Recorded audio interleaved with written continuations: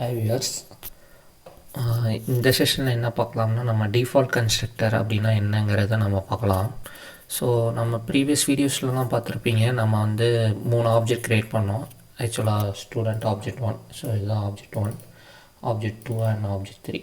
இந்த மாதிரி new student சொன்னோனையும் நம்மளுக்கு 3 ஆப்ஜெக்ட் க்ரியேட் ஆகும் சொல்லியிருந்தோம்.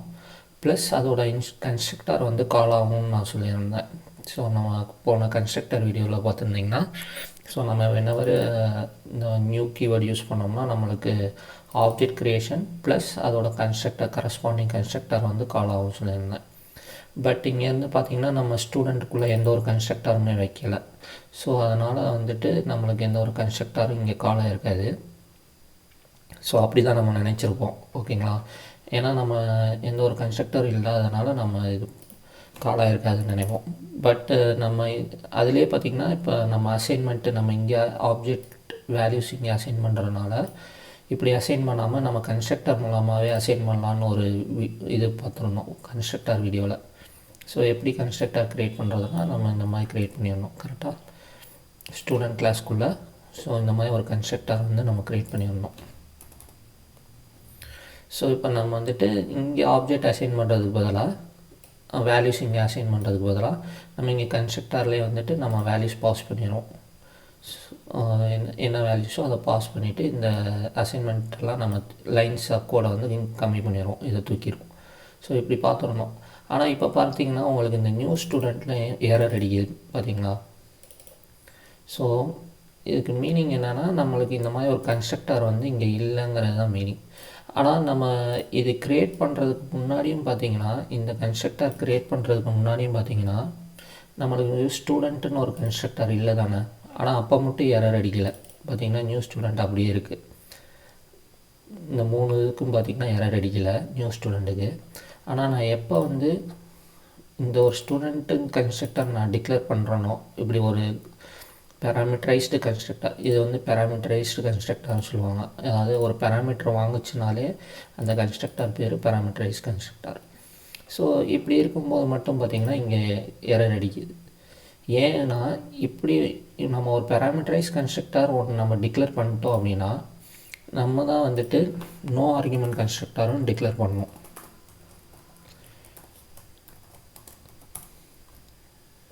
இப்போ போய் பார்த்திங்கன்னா உங்களுக்கு எரர் இருக்காது, புரியுதுங்களா? ஸோ என்ன சொல்ல வரேன்னா, இப்போ வந்துட்டு அப்போ ஏன் போன தடவை நம்ம இந்த கன்ஸ்ட்ரக்டர் நம்ம வந்து டிக்ளரே பண்ணலை, அப்போ மட்டும் ஏன் வந்து எரர் அடிக்கலை அப்படின்னு கேட்டிங்கன்னா, நம்ம எப்பயுமே ஒரு கிளாஸில் கன்ஸ்ட்ரக்டரை பற்றி பேசவே இல்லை அப்படின்னா கம்பைலரே என்ன பண்ணணும் அப்படின்னா நம்மளுக்காண்டி ஒரு டிஃபால்ட் கன்ஸ்ட்ரக்டர் வந்து க்ரியேட் பண்ணிடும். அது வந்து இந்த மாதிரி இருக்கும்.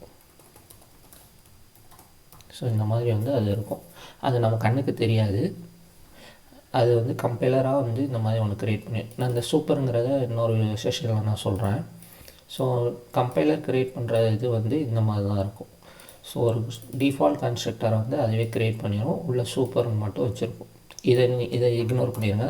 ஆனால் கம்பைலர் வந்து என்ன பண்ணியிருக்கோம்னா இந்த ஸ்டூடெண்ட்டோட ஒரு கன்ஸ்ட்ரக்டர் நம்மளுக்காண்டி க்ரியேட் பண்ணிடும். ஸோ அதனால தான் நம்மளுக்கு என்ன ஆச்சு அப்படின்னா, போன செஷன்லாம் பார்த்திங்கன்னா இந்த நியூ ஸ்டூடெண்ட்டுங்கிறது வந்து எரர் அடிச்சிருக்காது. இவந்தோ நம்ம ஸ்டூடெண்ட்டுன்னு ஒரு டிஃபால்ட் கன்ஸ்ட்ரக்டர் க்ரியேட் பண்ணலை, நோ ஆர்குமெண்ட் கன்ஸ்ட்ரக்டர் சொல்லலாம், இல்லாட்டி டிஃபால்ட் கன்ஸ்ட்ரக்டர்னு நம்ம சொல்லிக்கலாம், ஓகேங்களா? ஸோ அது வந்துட்டு நம்ம க்ரியேட் பண்ணணும்னு அவசியம் இல்லை, கம்பைலரே டிஃபைன் பண்ணிடும். பட் நம்ம ஒரு கன்ஸ்ட்ரக்டரை நம்ம மேனுவலாக ஏதாவது ஒரு பேராமீட்டரைஸ் கன்ஸ்ட்ரக்டர் டிக்ளேர் பண்ணிட்டோம் அப்படின்னா, ஸோ கம்பைலர் வந்து என்ன எதிர்பார்க்கும் நம்மகிட்டனா, நீங்களே டிஃபால்ட் கன்ஸ்ட்ரக்டரும் அதை பற்றியும் சொல்லிடுங்க அப்படின்னு சொல்லிடும். நான் உங்களுக்காண்டி க்ரியேட் பண்ண மாட்டேன், you have to define your செல்ஃப்ங்கிற மாதிரி நம்ம தான் வந்து அதை டிக்ளேர் பண்ணணும், ஓகேங்களா, ஸ்டூடெண்ட் கன்ஸ்ட்ரக்டரை. ஸோ இப்போ பார்த்திங்கன்னா இது இல்லாமல் பார்த்திங்க வெறும் பேராமீட்டரைஸ் கன்ஸ்ட்ரக்டர் மட்டும் வச்சுருந்திங்கன்னா இப்போ எரர் அடிக்கும் 3க்குமே. ஸோ ஒரு பேராமீட்டரைஸ் கன்ஸ்ட்ரக்டரை பற்றி பேசிட்டோம் அப்படின்னா நம்ம தான் வந்து நோ ஆர்குமெண்ட் கன்ஸ்ட்ரக்டரோ டிஃபால்ட் கன்ஸ்ட்ரக்டரோ நம்ம தான் வந்து டிஃபைன் பண்ணணும். ஸோ டிஃபைன் பண்ணிட்டோம்னா நம்மளுக்கு எரர் அடிக்க. இது நம்மளுக்கு இப்போ தேவையா அப்படின்னு கேட்டிங்கன்னா, உங்களுக்கு தேவைன்னா டிக்ளேர் பண்ணுங்கள். இப்போ நீங்கள் வந்துட்டு நான் 3க்குமே வந்து என்ன செய்ய போகிறேன்னா வேல்யூஸ் வந்து நான் வந்து அசைன் பண்ண போகிறேன். நானாக தான் மேனுவலாக அசைன் பண்ண போகிறேன் இந்த மாதிரி. ஸோ ஒரு ஸ்ட்ரிங்கு, அடுத்து ஒரு ஸ்ட்ரிங் பாஸ் பண்ண போகிறேன், அடுத்து ஒரு ஸ்ட்ரிங் பாஸ் பண்ண போகிறேன், அடுத்து 2 நம்பர் பாஸ் பண்ண போகிறேன். ஸோ இதே மாதிரி தான் பாஸ் பண்ணி நான் கன்ஸ்ட்ரக்டர் மூலமாக தான் வேல்யூஸ் வந்து அசைன் பண்ண போகிறேன் அப்படின்னு நீங்கள் நினச்சிட்டிங்க அப்படின்னா உங்களுக்கு நோ ஆர்குமெண்ட் கன்ஸ்ட்ரக்டர் தேவையில்லை. ஏன்னா நீங்கள் பாஸ் பண்ணுற, நீங்கள் ஆப்ஜெக்ட் க்ரியேட் பண்ணுறப்பயே கன்ஸ்ட்ரக்டர் வந்து இந்த லைன்ஸில் நீங்கள் ரிமூவ் பண்ணிடுவீங்க, அசைன்மெண்ட் ஸ்டேட்மெண்ட்லாம் ரிமூவ் பண்ணிடுவீங்க. கரெக்டாக? ஸோ இந்த மாதிரி நான் ஆப்ஜெக்ட் க்ரியேட் பண்ணுறப்பயே நான் எனக்கு தேவையான வேல்யூஸில் அதில் பாஸ் பண்ணிடுவேன், அதுவே அசைன் பண்ணிடுவோம் அப்படின்னா உங்களுக்கு அந்த நோ ஆர்குமெண்ட் கன்ஸ்ட்ரக்டர் நீங்கள் கண்டிப்பாக க்ரியேட் பண்ண அவசியம் இல்லை. இல்லை நான் suppose one point of time வந்து என்ன செய்வேன்னா, நான் ஒரு ஆப்ஜெக்ட் க்ரியேட் பண்ணுவேன், இந்த மாதிரி ஒரு 4th ஆப்ஜெக்ட் க்ரியேட் பண்ண போகிறேன். அது வந்து நான் வந்து OBJ4 மூலமாக தான் அசைன் பண்ண போகிறேன் அப்படின்னு நீங்கள் நினச்சிங்க அப்படின்னா, ஸோ அட்ரஸ் வந்து நான் இப்படி தான் அசைன் பண்ண போகிறேன் அப்படின்னு நினச்சிங்கன்னா இப்போ உங்களுக்கு இங்கே எரர் அடிக்கும். ஸோ ஏன்னா நீங்கள் ஒரு நோ ஆர்குமெண்ட் கன்ஸ்ட்ரக்டர் வந்து நீங்கள் க்ரியேட் பண்ணவே இல்லை.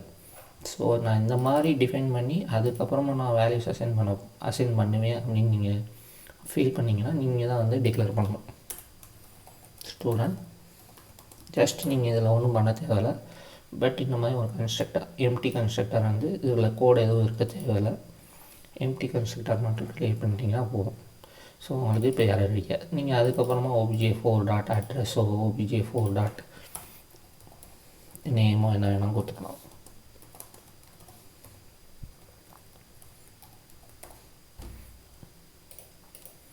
கொடுத்துட்டு நீங்கள் OBJ4 கூட அடுத்து நீங்கள் வந்து பிரிண்ட் பண்ணி பார்த்துக்கலாம். ஸோ இதுதான் வந்து default constructor. So default constructor நீங்கள் எப்பயுமே ஒரு கன்ஸ்ட்ரக்டர் வந்து கொடுக்கல அப்படின்னா, எந்த கன்ஸ்ட்ரக்டரும் பற்றி பேசவே இல்லை உங்கள் கிளாஸில் அப்படின்னா, உங்களுக்கு டிஃபால்ட்டாக கம்பைலரே ஒன்று க்ரியேட் பண்ணும் அந்த டிஃபால்ட் கன்ஸ்ட்ரக்டரை.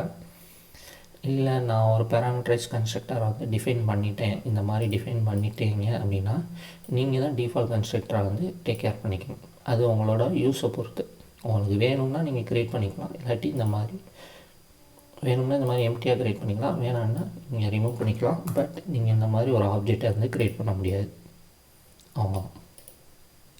Okay, thank you guys. இதில் ஏதாவது டவுட்னு நீங்கள் எனக்கு கமெண்ட் பண்ணுங்கள், நம்ம டிஸ்கஸ் பண்ணலாம் ஃபர்தராக. தேங்க்யூ.